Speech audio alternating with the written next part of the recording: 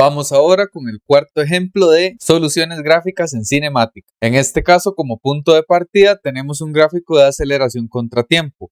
Entonces, el enunciado del problema 11.88 del Elvira-Johnston nos dice que una partícula se desplaza en línea recta con la aceleración que se ilustra en la figura. Si se sabe que la partícula arranca desde el origen con una velocidad inicial de menos 2 metros por segundo, trace las curvas de velocidad contratiempo y posición contra el tiempo para el tiempo entre 0 y 18 segundos. B. Determine la posición, la velocidad de la partícula y la distancia total recorrida cuando el tiempo es de 18 segundos. Entonces, en este caso podemos dividir el movimiento en tres etapas. Tenemos una primera etapa con aceleración constante, una segunda etapa y una tercera etapa. En todos los casos tenemos movimiento rectilíneo uniformemente acelerado porque los tres trazos son una función constante. Entonces, primero vamos a generar el gráfico de velocidad contratiempo y luego el gráfico de posición contratiempo. En el caso de los gráficos de aceleración contratiempo, nos va a interesar el área de cada uno de los polígonos formados, pues ese valor nos dará el cambio de velocidad que experimenta la partícula en cada una de las trayectorias. Entonces, por ejemplo, en el movimiento 1, el cambio de velocidad que experimenta la partícula es igual al área del rectángulo que se forma entre 0 y 8 segundos. Veamos que la base de ese rectángulo es 8 y la altura es menos 0,75. Recordemos que consideramos su signo. Eso como resultado nos da menos 6 metros por segundo. Ahora, para la segunda etapa de movimiento, veamos que también tenemos un rectángulo que va desde los 8 hasta los 12 segundos. Entonces la base será equivalente a 4 y la altura que experimenta este segundo rectángulo es de 2.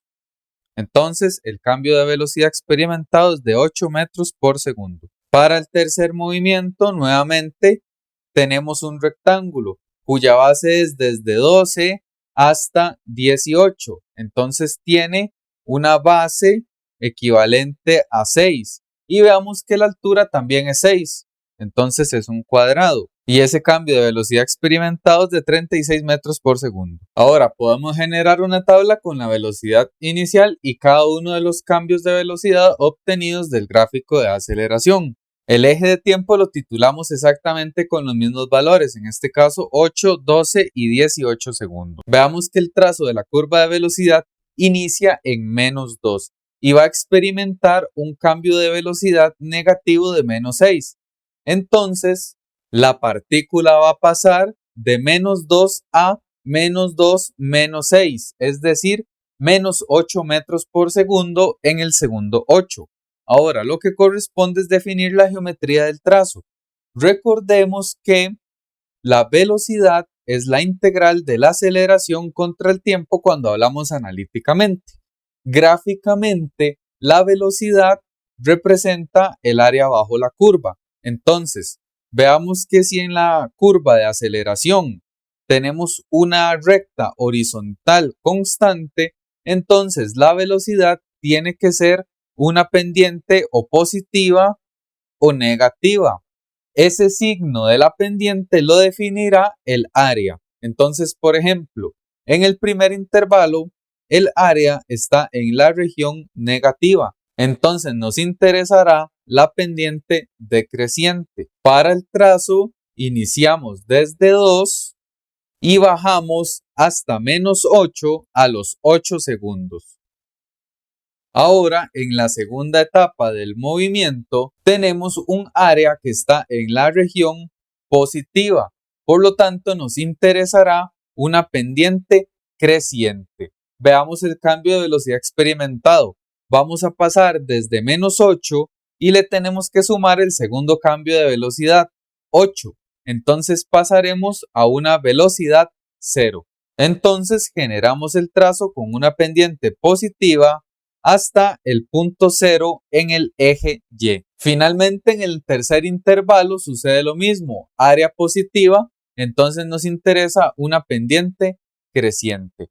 El cambio de velocidad experimentado es de 36 metros por segundo. Entonces sumamos y obtenemos 36 metros por segundo. Trazamos una línea recta creciente hasta el valor de 18 segundos, que es coincidente con el eje Y en 36.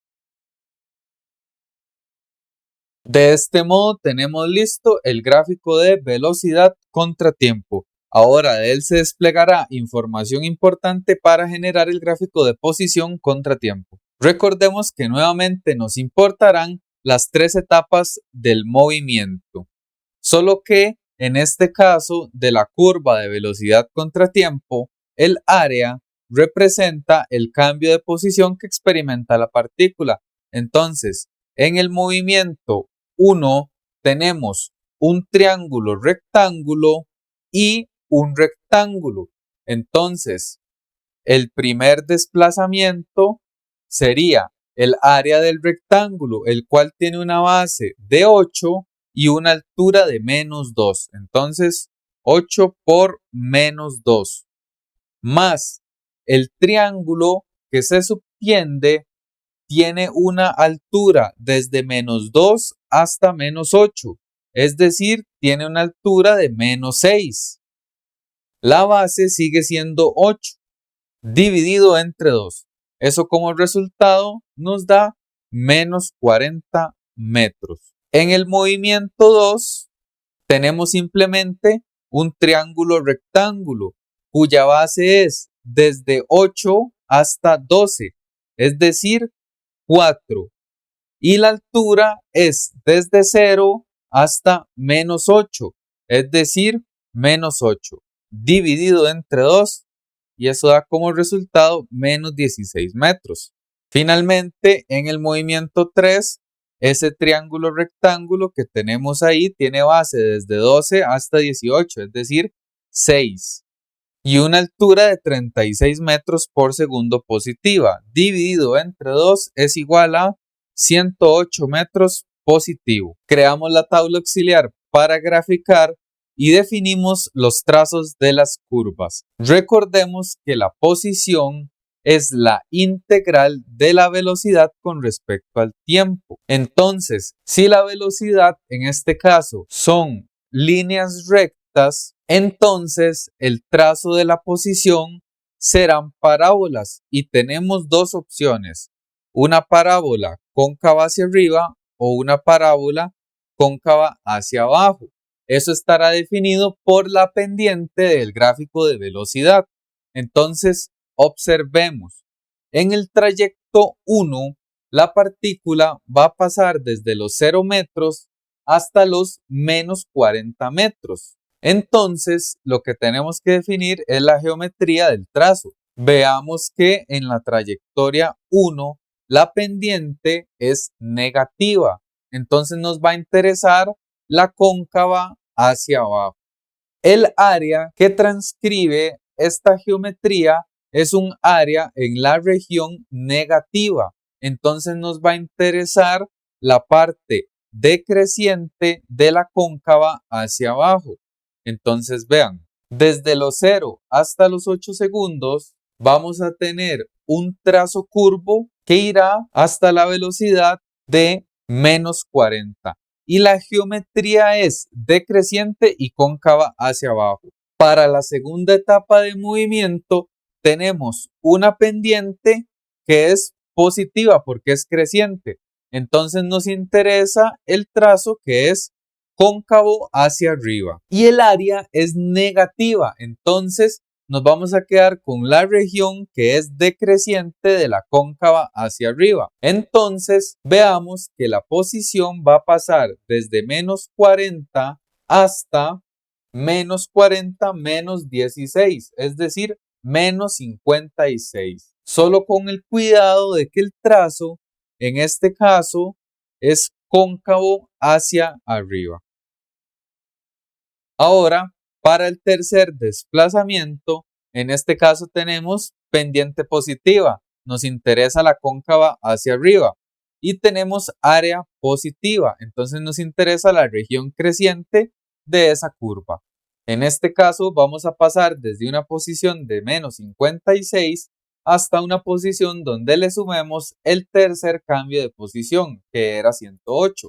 Entonces pasaremos hasta la posición 52. Entonces el trazo de este caso sería una curva hacia arriba que llegará a los 18 segundos hasta una velocidad de 52. Ya con toda esta información están finalizados los gráficos de velocidad y posición contratiempo. Ahora, el ítem B nos dice que determine la posición, la velocidad de la partícula y la distancia total recorrida cuando el tiempo es de 18 segundos. La posición final, en ese tiempo de 18, podemos extraerla directamente del gráfico y es 52 metros. Asimismo, la velocidad cuando el tiempo es de 18 segundos es de 36 metros por segundo.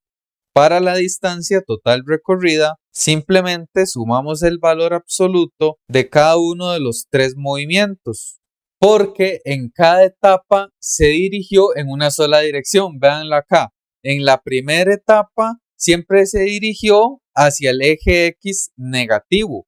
En la segunda etapa también se dirigió hacia el eje X negativo. Ahí caminó dos cantidades negativas, dos distancias. Y después caminó hasta una posición positiva de 52 y durante todo ese trayecto lo hizo en dirección contraria a los dos primeros desplazamientos.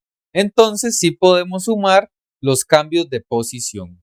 La distancia total sería 40 más 16 más 108, es decir, una distancia total de 164 metros. Y con todo esto, el ejercicio está finalizado.